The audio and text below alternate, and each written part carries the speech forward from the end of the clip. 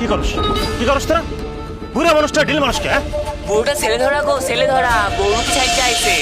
খারাপ দেখাইতেছে মজা।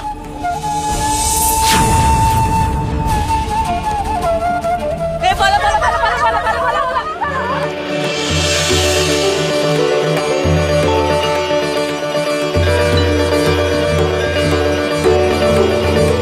তুমি কেমন মানুষ গো?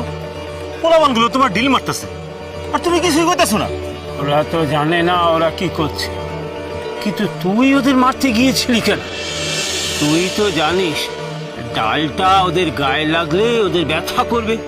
ও ও গো, গায়ে লাগলে ব্যথা লাগবে আর তোমার লাগবে না? না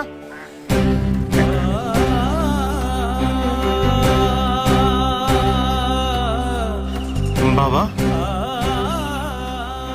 আমার নাম ডেঙ্গু কর্মকার, কিন্তু তুমি কে বাবা? তোমার তো কোনোদিন দাউদ কান দিতে দেখি নাই। সে কথা পরে হবে, তার আগে তুই বল দেখি, তুই ওই গাছের তলায় বসে কাঁদছিলি কেন? আমার মন্দ কপালের কথা আর কি কমু বাবা, মিথ্যা মামলায় ফাঁসে গেছিল।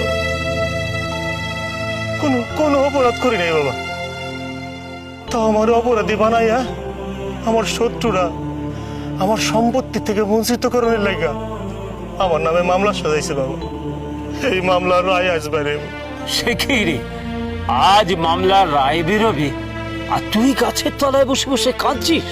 আমার উকিল ধরা আছে, উকিল আদালতে গেছে, আর আমি দুঃসংবাদটা শোনার জন্য ওইখানে বসে আছি। আদালতে যাবো সেই বুকের বাট আমার নাই বাবা। জজ নিজের মুখে কি রায় দিল নিজের কানে শুনবি না? কিন্তু বাবা, ভয়ে আমার তো হাত পা পেটের ভিতর ঢুকে যেতেছে গা। নিজের কানে রায় শোনার মতো জোর আমার নাই বাবা। আমার না আছে অর্থ বল, না আছে লোকবল বাবা। আমি মামলায় জিততে পারব না, আমার উকিল আমার আশা দেয় নাই। কিন্তু আমি যে তোর হয়ে রায় লিখে দিয়ে এসেছি। আমার এই বেশ দেখে আমাকে তুই পাগল ভাবছিস আমি ছেলে ধরা? না রে, আমি পাগল নই, সত্যি বলছি।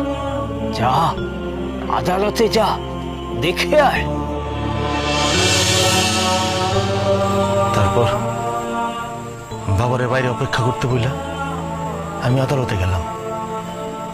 প্রথমে একটু সন্দেহ ছিল, বুইরা মানুষ আমার কি সান্ত্বনা দিল, কিন্তু আদালতে মামলা শুনে আমার চক্ষু স্থির হয়ে গেল। আমি সুইটটা বাইরে গেলাম, দেখি গাছতলায় তিনি বসে আছে।